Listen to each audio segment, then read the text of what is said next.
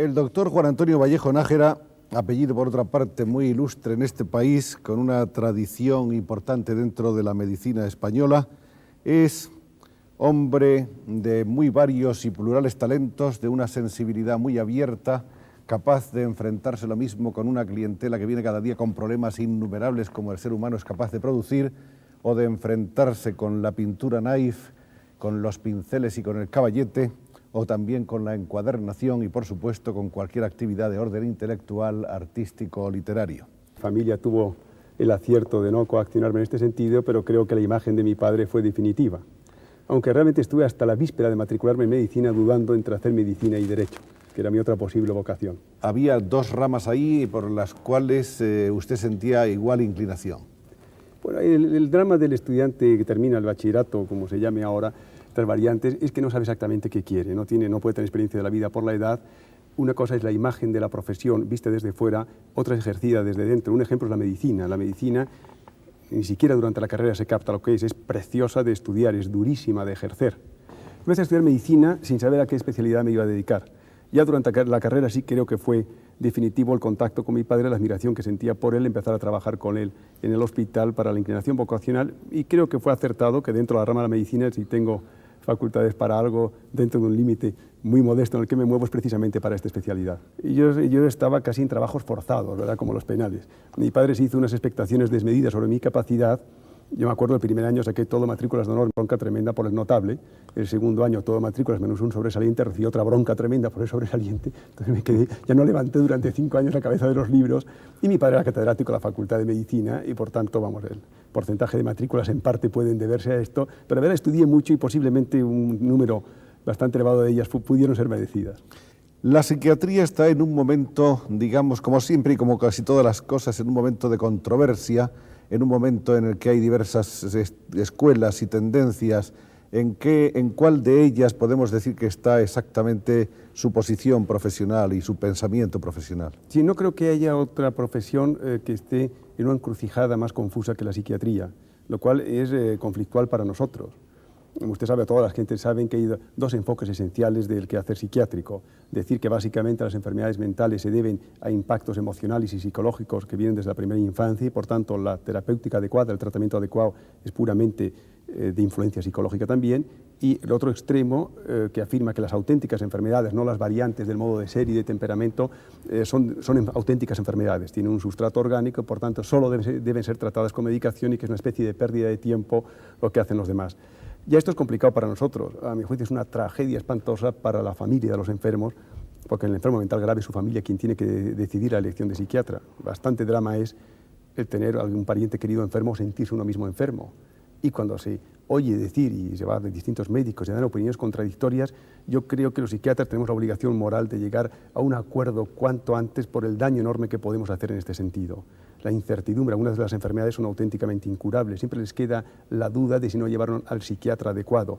Creo que esto es muy amargo. Por mis condiciones personales trabajo más en un camino determinado que es el de los tratamientos biológicos, tratamientos con medicaciones.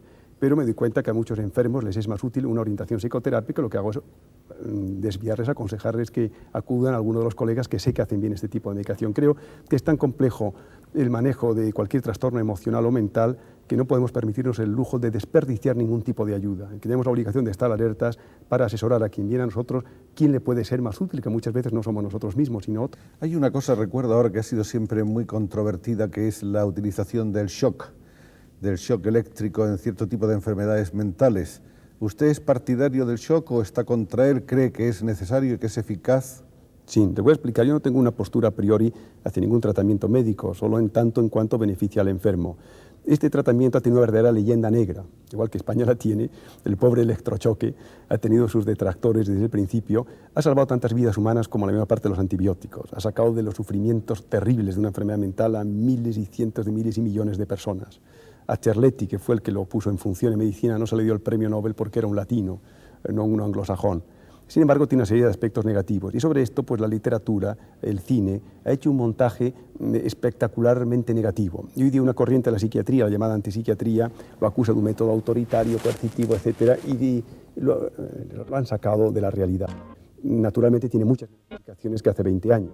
se hace de un modo totalmente distinto. Pero hay determinado tipo de enfermedades y de enfermos en quienes sigue siendo el tratamiento más eficaz y más inofensivo.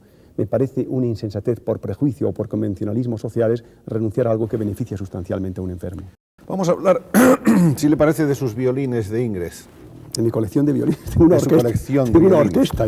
Porque el doctor predica con el ejemplo. Cuando él habla de que hay que equilibrar la profesión y la vocación con otras cosas y sobre todo de que hay que aprovechar el ocio, da inmediatamente el mejor de los ejemplos, puesto que, entre otras cosas, como pueden ver, es un encuadernador increíble. Lo era. Hace 8 años que no encuaderno ya. Ya no encuaderno. No, cuando levanté la cabeza de los libros para estudiarlos, empecé a entusiasmarme por hacer trabajos manuales.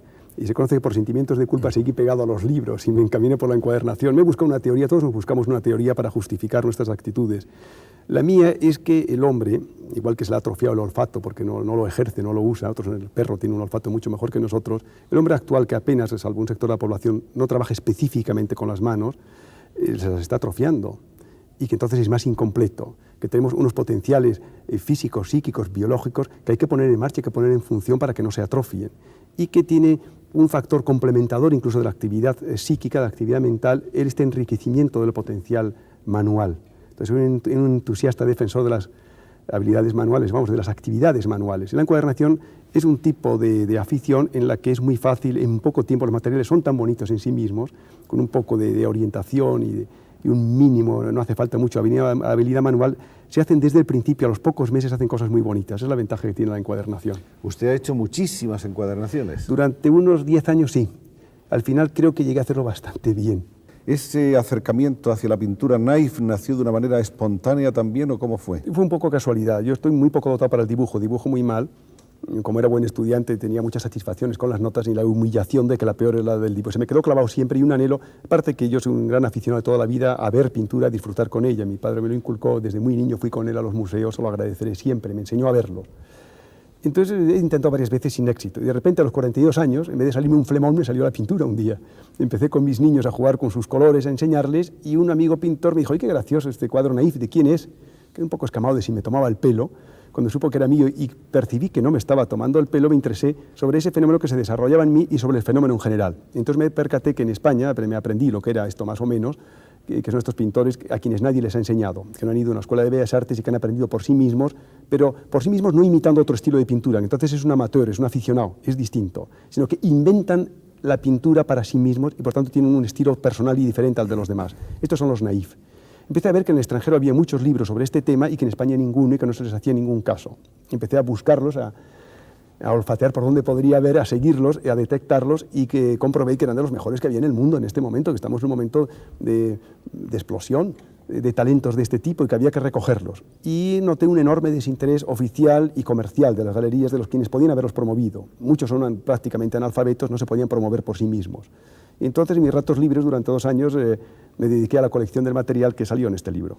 Pero lo curioso, doctor, es que estos pintores naifs venden su pintura en el extranjero, es decir, vienen gentes, yo conozco algunos y supongo que usted los conoce mejor, sí. Vienen gentes de todas partes a comprar la pintura de estos seres que nosotros apenas conocemos. Ahora ya los empezamos a conocer. Algunos de ellos, como este cuya lámina tiene usted abierta, es Rosario. Esta era una empleada del hogar en París a quien habían estafado haciendo un contrato de trabajo miserable, aprovechando que no sabía francés, y cuando estaba gravemente enferma, la pobrecita en su cuarto pintaba con el azul del añil de la ropa. El médico que la fue a atender en su casi agonía se dio cuenta del talento que tenía como pintora, buscó un amigo crítico de arte, y es que ella se ha destacado como pintora en París. Esta otra es una valenciana muy interesante. Este es un hombre de un talento extraordinario. Mallebrera pasará a todos los museos que quieran representar el arte contemporáneo español con una cierta envergadura. Este ha sido marmolista de cementerio fundamentalmente hasta su jubilación, en que empezó a pintar. Vive todavía, gracias a Dios, a los 84 años, con un trabajo fecundo. Este cuadro es uno de los más importantes de todo el arte naif español. Yo creí que era una especie de anunciación, él lo llama la reina de las flores. Es como Fra Angelico para lo celtíbero. La ingenuidad de estos pintores es algo verdaderamente... Es un mayor atractivo. Es de Mire una usted frescura. el pobre Mallebrera, aquí se le ve en qué condiciones trabaja, en un tejadillo de su casa, en un cuchitril que tapa con una puerta que han sacado en un desmonte para cubrirse de la lluvia, con un calor atroz en verano, con frío en invierno, sin poder estirar ni siquiera el brazo porque no tiene espacio para ello, y hace esas maravillas en esas condiciones. Le estaba preguntando, o iba a formularle una pregunta relacionada con el hecho de si su interés por esta pintura parte del hecho de que usted la cultive o parte de razones más profundas y, digamos, en cierto modo relacionadas con su profesión. No, le conté que cuando empecé a pintar, como me catalogaron dentro de este sector, me interesé por él específicamente. Yo me intereso por todo el arte, tengo un enorme interés por el arte desde el punto de vista psicológico, no psiquiátrico. Y luego en psiquiatría utilizamos muchísimo el arte como medio de tratamiento, es un modo de redención del ser humano y de sublimación del ser humano. Pero psicológicamente, ¿cómo definiría usted al pintor Naif? Un hombre sincero y con esta capacidad de gozar en hacer bien una cosa, que esa cosa sea la pintura es lo de menos. Cuando es pintura queda plasmada y tiene su interés. La clave es este gozo en llevar al límite la perfección que le permite sus facultades, en un empeño casi superior a sus fuerzas. Y con fuerzas escasas se las arregla para superarse a sí mismo. Esa es la pirueta, la acrobacia intelectual que es bonita en el Naif. Muchas gracias, doctor. Creo que lo ha dicho usted muy bien. Esto nos recuerda, o debe recordarnos, que ganar dinero no debe ser lo más importante para el ser humano, y que el dinero casi nunca da la satisfacción, o puede contribuir a darla en todo caso. ¿Usted cree que hay mucha gente que gana dinero y no es feliz? Yo lo compruebo. Realmente el bajar de un nivel de dinero es atroz, entonces es casi imposible la felicidad en la miseria y en la penuria.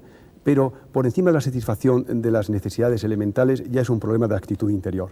La felicidad es que hay que merecérsela cada día, hay que reconquistarla cada día, porque esta actitud se doblega, se soborna con el propio dinero, y el dinero la puede matar precisamente. Entonces hay que reflexionar, pensar y con dinero o sin él navegar hacia la felicidad. Y sobre todo hacer algo que a uno le produzca satisfacción. Conseguir que lo que uno hace le produzca satisfacción. Me siento muy feliz. Hoy me he ganado mi dinero tranquila y felizmente porque estoy haciendo exactamente aquello que me gusta, entrevistando al doctor Vallejo Nájera. Muchas gracias.